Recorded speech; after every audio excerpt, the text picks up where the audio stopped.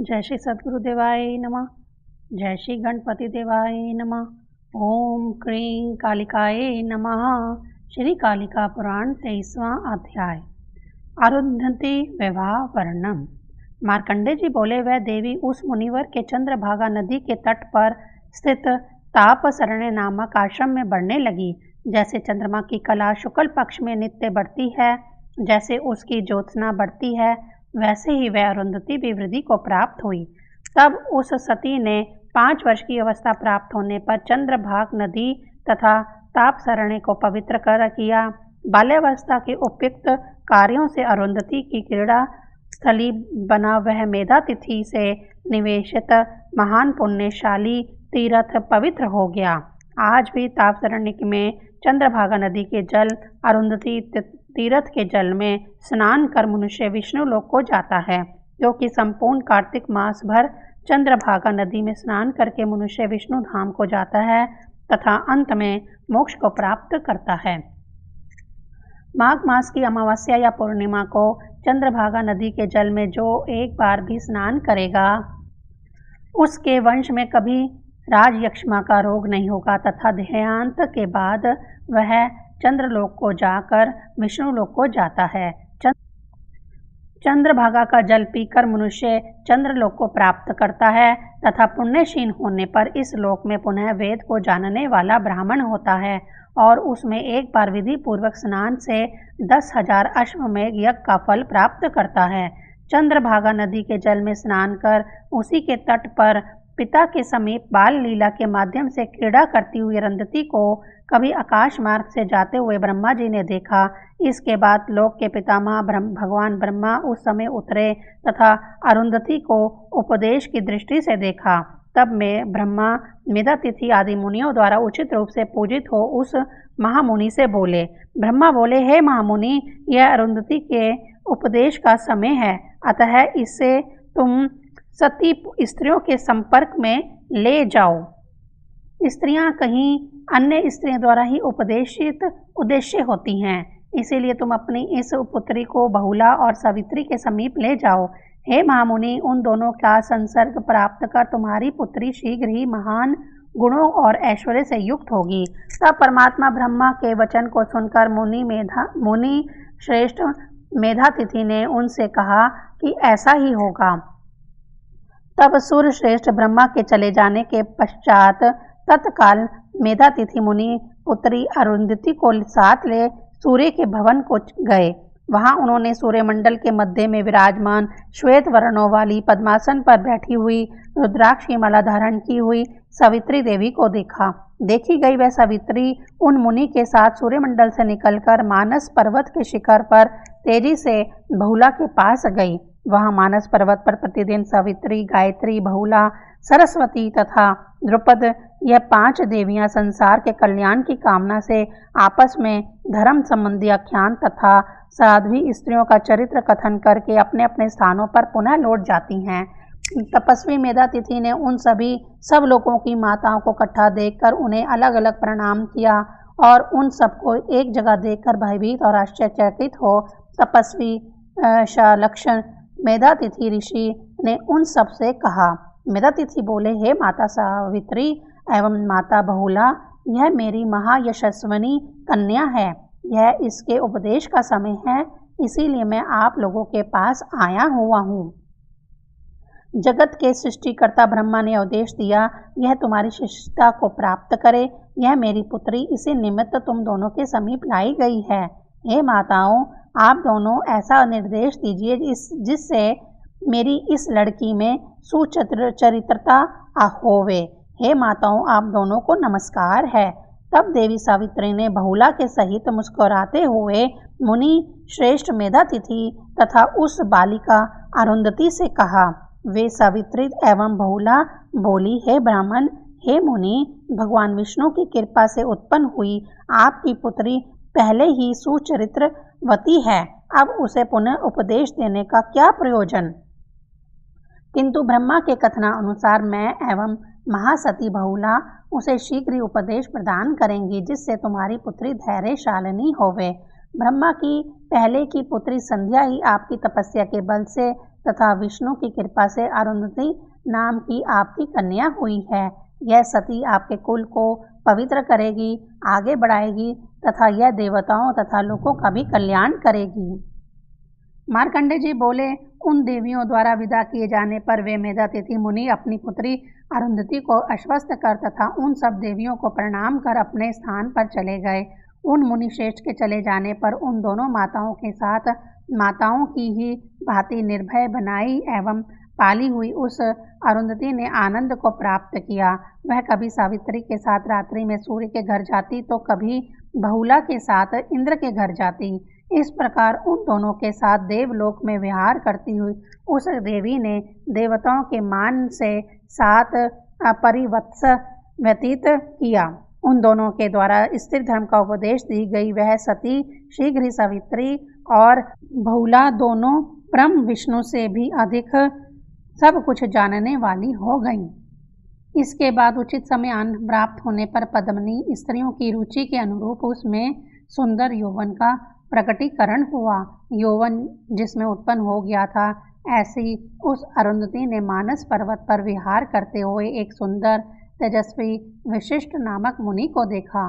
उस बाल सूर्य की प्रभा वाले सुंदर रूपधारी ब्रह्म शोभा से युक्त मुनि को देखकर उस सती ने काम भावना से उनके प्रति इच्छा किया। इसके बाद वह महा तेजस्वी विशिष्ट भी उस उत्तम और सुंदर रंग रूप वाली अरुंधति को देखकर मदन के उत्पन्न हो जाने के कारण उसे चाहने लगे। हे द्विज श्रेष्ठों, उन दोनों में आपस में एक दूसरे को देखकर वैसे ही महान हार्दिक राग बढ़ने लगा जैसे सामान्य लोगों में काम का वेग बढ़ता है।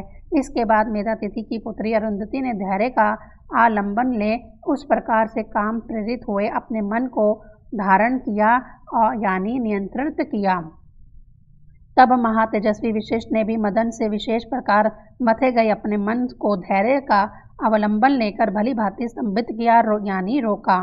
तब देवी अरुंधति मुनि विशिष्ट का सानिध्य छोड़कर अपने मनोभाव की निंदा करती हुई जहाँ सावित्री थी वहाँ पहुँची।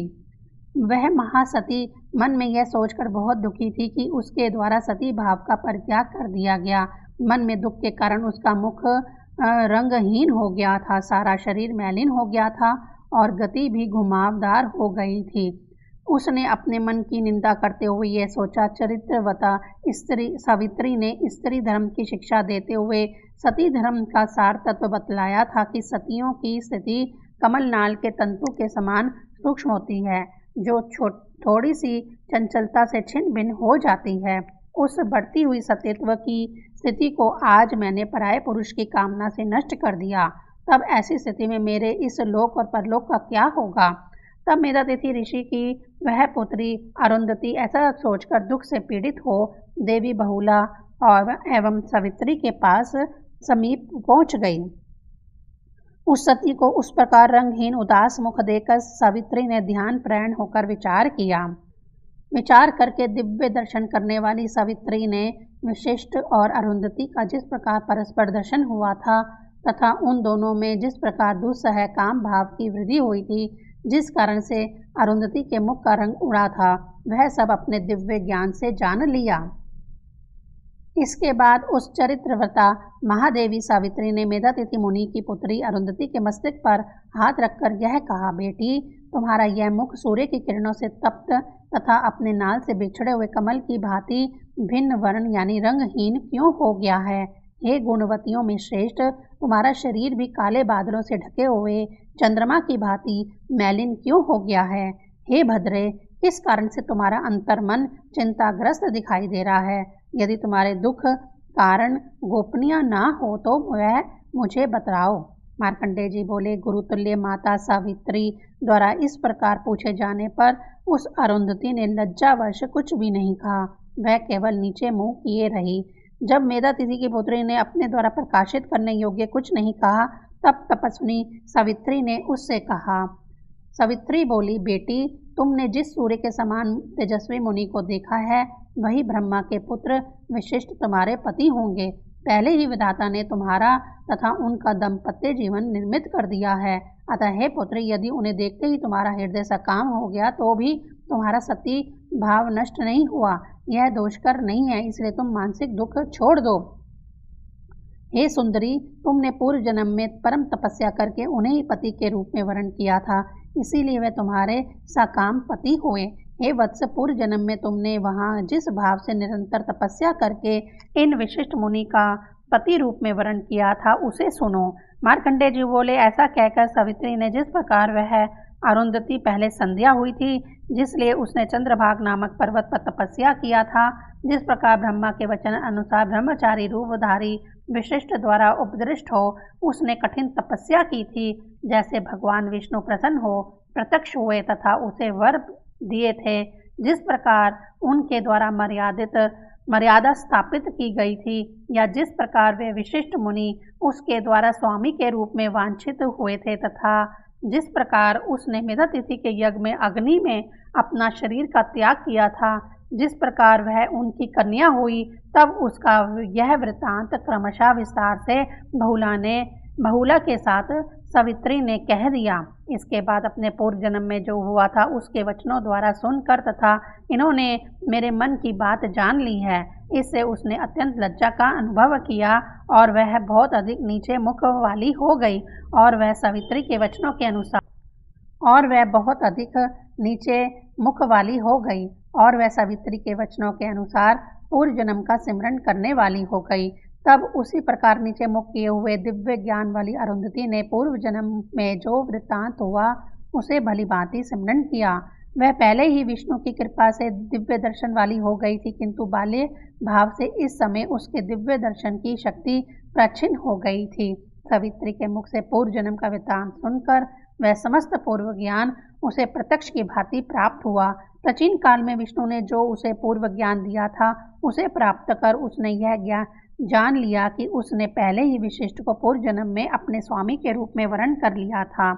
यह जान लेने के बाद देवी अरुंधति ने पूर्व में विशेष दर्शन के कारण अपने मन में उत्पन्न हुए भावों के लिए आनंद का अनुभव किया। तब मेधातिथि की उस पुत्री ने उसके मन में सतीत्व के निवारण का जो भय पहले समा गया था उसे स्वयं ही छोड़ दिया। तब सती अरुंधति को चिंता मुक्त हुई जानकर उसे साथ ले सावित्री सूर्य के निवास स्थान को चली गई। तब सब कुछ जानने वाली श्रेष्ठ सती सावित्री अरुंधति को सूर्य मंदिर के निवास स्थान पर पहुंचाकर स्वयं ब्रह्मलोक को चली गई। इसके बाद ब्रह्मा को प्रणाम कर उनके द्वारा पूछे जाने पर तत्काल सावित्री ने अमित तेजस्वी ब्रह्मा से यह कहा। सावित्री बोली, हे भगवान, हे संसार के स्वामी, मानस पर्वत के शिखर पर सती अरुंधति ने आपके पुत्र विशिष्ट को देखा। हे प्रजापति, उन दोनों में एक दूसरे को देखने मात्र से ही महान काम वेग बढ़ने लगा तथा उन दोनों ने आपस में एक दूसरे की अभिलाषा की। तब उन दोनों ने धैर्य पूर्वक अपने काम भाव को नियंत्रित किया तथा दुखी, लज्जित एवं अनमनस्क होकर अपने अपने स्थानों को चले गए।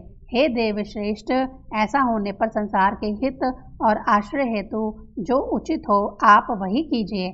मार्कंडेय जी बोले, समस्त संसार के गुरु ब्रह्मा ने सावित्री के वचन को सुनकर अपने दिव्य ज्ञान से भविष्य में होने वाले कार्यों को देख लिया। तब लोक के पितामह ब्रह्मा ने अपने मन में ही कहा कि दोनों के दंपत्य भाव का यह समय आ गया है, अतः लोक कल्याण के लिए मैं उसके प्रवृत्ति हेतु जाऊंगा।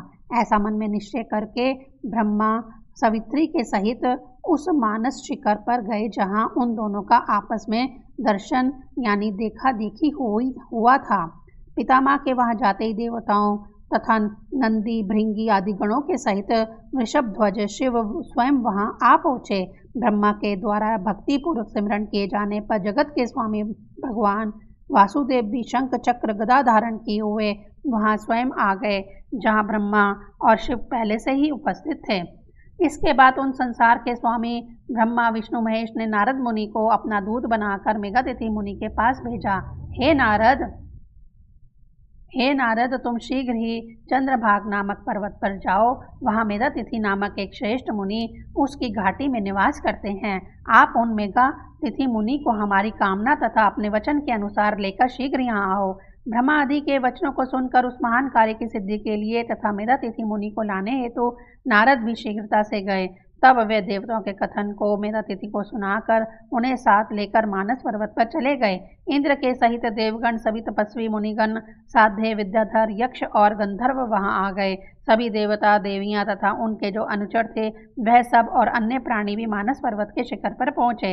इस प्रकार के देव सम्मेलन के बाद कमलासन ब्रह्मा ने आदेश सा देते हुए मेधातिथि मुनि से यह वचन कहा। ब्रह्मा बोले, हे मेधातिथि, तुम अपनी चरित्रव्रता पुत्री को महर्षि वशिष्ठ के लिए देवताओं के इस समाज में ब्रह्म विवाह विधि से प्रदान करो। इनके वर वधू होने का विधान मैंने पहले से ही कर दिया है। इस सम्मजन कर्म हेतु विष्णु की भी आज्ञा ले ली गई है। ऐसा करने से तुम्हारे कुल में महान कीर्ति होगी तथा सभी प्राणियों का कल्याण होगा। इसलिए तुम शीघ्र ही अपनी कन्या का दान करो, विलंब मत करो। मार्कंडेय जी बोले, तब ब्रह्मा के कथन को सुनकर मेधातिथि मुनि अत्यंत प्रमुदित हुए तथा उन देवगणों को प्रणाम कर उन्होंने ऐसा ही होवे ऐसा कहा। उन देवताओं के वचन के अनुसार वे अपनी पुत्री अरुंधति को लेकर जहाँ वशिष्ठ मुनि ध्यानस्थ थे, देवताओं के साथ वहां गए। देवताओं से घिरे हुए मुनिवर मेधातिथि ने वशिष्ठ मुनि के निकट जाकर ब्रह्म शरीर से चमकते अग्नि के समान प्रज्वलित अलग अलग धर्म, अर्थ, काम, मोक्ष चारों पुरुषार्थों में बुद्धि रखने वाले उन मुनि को मानस पर्वत की कंदराओं में बैठे हुए देखा।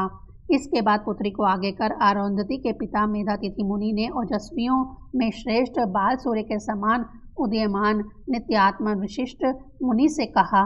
ऋषि मेधातिथि बोले, हे ब्रह्मा के पुत्र, मेरे द्वारा भार विधि से प्रदान की जाती हुई मेरी इस पुत्री को स्वीकार कीजिए।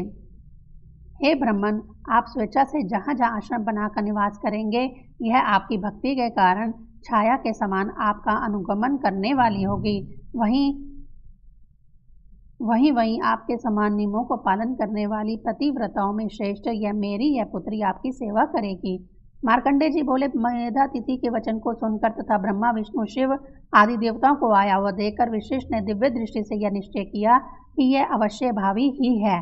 तब वशिष्ठ ने ठीक है ऐसा कहकर ब्रह्मा की सहमति से मेधातिथि मुनि की पुत्री का प्रतिग्रह कर लिया। उस सती देवी अरुंधति ने महात्मा वशिष्ठ द्वारा अपना पानी ग्रहण किए जाने के बाद पति के दोनों चरणों में अपने नेत्रों को लगा दिया। तब ब्रह्मा, विष्णु, रुद्र तथा अन्य देवगण उन दोनों के विधिवत विवाह पर प्रसन्नता के कारण उत्सव मनाने लगे। तब सावित्री आदि प्रमुख देवियां, इंद्र आदि देवगण, दक्ष आदि तथा कश्यप आदि अत्यधिक तपस्वी मुनिगणों ने ब्रह्मा के कथनानुसार ब्रह्मा के पुत्र महर्षि वशिष्ठ के विकल मृगचर्म तथा जटाओं को खोलकर शीघ्र ही उन्हें मंदाकिनी के जल से स्नान कराया और जम्बूनद के स्वर्ण निर्मित दिव्य और सुंदर आभूषणों से वशिष्ठ को विभूषित किया। उसी प्रकार सती अरुंधति के साथ भी किया गया। इसके बाद उन दोनों को सजाने के पश्चात मुनियों द्वारा विवाह की विधि संपन्न की गई तथा ब्रह्मा, विष्णु एवं महेश ने विवाह में उनका अवभृत स्नान कराया। इस हेतु सर्वप्रथम ब्रह्मा, विष्णु एवं शिव ने जम्बूनद से बने घट में रखे सभी तीर्थों के जल से गायत्री, द्रुपद आदि छंदों के मंत्रों का पाठ करते हुए आशीर्वाद युक्त हाथों से उन दोनों को स्वयं स्नान कराया। तब जो अन्य देवता या महर्षि वहां उपस्थित थे उन लोगों ने भी स्नान कराया। पुनः उन सब ने ऋग, यजुर तथा सामवेद के अंशों के उच्च स्वर से किए गए पाठ द्वारा तथा गंगा आदि नदियों के जल से उनका शांति पूजन किया। ब्रह्मा ने उन दोनों को तीनों लोकों में निर्बाध रूप से संचरण करने वाला सूर्य के समान तेजस्वी एक विमान तथा दिव्य जल से युक्त एक कमंडल प्रदान किया। उन दोनों के लिए विष्णु ने दहेज रूप में सभी देवों के ऊपर मारीच आदि ऋषियों के समीप स्थित कठिनाई से प्राप्त होने वाला उत्तम स्थान सप्त ऋषि लोक प्रदान किया तथा रुद्र ने उन दोनों को 7 कल्पों जीवित होने का वर दिया। उस समय अदिति ने ब्रह्मा द्वारा बनाए हुए दोनों कुंडलों को अपने कानों से उतार कर स्वयं मेधातिथि की पुत्री अरुंधति को दिया। सावित्री ने पतिव्रता बहुला ने बहुत से पुत्र प्राप्ति की क्षमता, देवराज इंद्र ने कुबेर के समान बहुत से रत्न प्रदान किया। इसी प्रकार वहाँ उपस्थित देवताओं, देवियों, मुनियों और अन्यों ने भी उन दोनों को अलग अलग तथा यथा योग्य दहेज दिए। इस प्रकार उस स्वर्ण मानस पर्वत पर अरुंधति ने से विधि पूर्वक विवाह कर वशिष्ठ ने उसके साथ आनंद प्राप्त किया। वहां विवाह के अवभृत स्नान तथा शांति हेतु देवताओं द्वारा लाया गया और ब्रह्मा विष्णु और महादेव के हाथों से छोड़ा हुआ जो जल मानस पर्वत की कंदरा में गिरा वह 7 भागों में बंटकर मानस पर्वत से नीचे की और हिमालय की कंदरा चोटियों पर तथा सरोवर में अलग अलग बहा। वही जल देवताओं के भोग योग्य क्षिप्र सरोवर में गिरा जो तो उससे विष्णु की प्रेरणावश पृथ्वी पर क्षिप्रा नदी उत्पन्न हो गई। विश्वामित्र ऋषि द्वारा अवतरण कराने से जो जल महाकोशी प्रपात पर गिरा उससे कोशकी नामक नदी उत्पन्न हो गई। उमा क्षेत्र से में जो जल गिरा उससे महाकाल सरोवर से निकली हुई कावेरी नामक महानदी उत्पन्न हुई। यह उस पर्वत पर स्थित महाकाल नाम से श्रेष्ठ सरोवर से के गिरे जल से निकली हुई थी। हिमालय पर्वत के दाहिने बगल में शिव के समीप जो जल गोमत ऋषि की प्रेरणा से गिरा उसी से गोमती नदी का प्रादुर्भाव हुआ। प्राचीन काल में मेनका के गर्भ से जो शैलराज हिमालय का उन्हीं के समान श्रेष्ठ मेनाक नामक पुत्र उत्पन्न हुआ था, उसकी चोटी पर जो जल गिरा वही देविका नामक महानदी होकर महादेव की प्रेरणा से समुद्र की ओर बह चला। जो जल हंस अवतार के पास कंदरा में गिरा उससे सरयू नाम से सिमरन की जाने वाली पवित्र नदी उत्पन्न हुई। जो जल राशि खांडव वन के निकट हिमालय के दक्षिण विशाल भाग में स्थित ईरा नामक विशाल सरोवर में गिरी कि उससे इरावती नामक श्रेष्ठ नदी उत्पन्न हुई। ये सभी नदियां प्राणियों को नहाने पीने और सेवन करने पर गंगा के समान फल देती है तथा सदैव दक्षिण सागर में गिरती है। ये 7 महानदियां धर्म अर्थ काम एवं मोक्ष इन 4 पुरुषार्थों को निरंतर उत्पन्न करने वाली तथा सदैव देवतुल्य भोग प्रदान करने वाली है। इस प्रकार देवताओं के सानिध्य में हुई अरुंधति और वशिष्ठ के विवाह के अवसर पर सदैव पवित्र जल वाली 7 नदियां उत्पन्न हुई। तब वशिष्ठ मुनि इस प्रकार अरुंधति के साथ विवाह कर विमान से देवताओं द्वारा प्रदत्त स्थान को चले गए। ब्रह्मा विष्णु और शिव के वचनों के अनुसार वे मुनि श्रेष्ठ सदैव तीनों लोकों में प्राणियों के कल्याण के लिए जिस जिस युग में स्त्रियों को धर्म में नियोजन हेतु जिस प्रकार के वेश भाव या शरीर की आवश्यकता होती है वैसा ही धारण कर अप्रमत्त यानी सावधान तथा प्रसन्न बुद्धि विशिष्ट मुनि तीनों लोकों में विचरते हैं। इस प्रकार प्राचीन काल में देवताओं द्वारा पूर्व में निर्देशित वचनों के अनुसार आधार पर संसार के कल्याण के लिए वह अरुंधति वशिष्ठ से ब्याही गई। जो इस धर्म के साधन रूप आख्यान को नित्य सुनेगा वह सब प्रकार के कल्याण से युक्त चिरायु एवं धनवान होगा। जो स्त्री अरुंधति की इस कथा को निरंतर सुनेगी वह इस लोक को पतिव्रता होगी तथा परलोक में स्वर्ग प्राप्त करेगी। यह आख्यान परम कल्याणकारक परम धर्म को देने वाला कीर्ति यश तथा पुण्य को बढ़ाने वाला है। जो विवाह पशुवन यात्रा तथा श्राद्ध में इसे सुनाएगा तो क्रमशः स्थायित्व पशुवन पुत्रत्व सिद्धि तथा पितरों की प्रसन्नता विवाह में स्थायित्व पशुवन में संतान का पुरुषत्व यात्रा में सिद्धि सफलता श्राद्ध में पितरों की प्रसन्नता प्राप्त होगी। इस प्रकार महात्मा विशिष्ट एवं देवी अरुंधति के विषय में जिसकी वह पुत्री हुई जिस प्रकार वह और जहाँ वह उत्पन्न हुई तथा ब्रह्मा विष्णु एवं शिव के वचन अनुसार विशिष्ट उनके पति के रूप में चुने गए वह सब मैंने आपको लोगों को कह दिया है। यह सब आप लोगों से कहा गया जो अत्यंत गुप्त से गुप्त पुण्यदायक पाप हरने वाला आयु और आरोग्य बढ़ाने वाला है। इस विपुल पुण्य के समूह तथा कल्याणकारी इतिहास को सभा में एक बार भी जो द्विजों को सुनाएगा वह पाप से हीन हो इस लोक में मुनिवरों का सहचार्य प्राप्त करेगा तथा परलोक में स्वर्ग को भी प्राप्त करेगा। श्री कालिका पुराण में विशिष्ट अरुंधति विवाह नामक 23वां अध्याय संपन्न हुआ। ओम क्रीं कालिकाये नमः।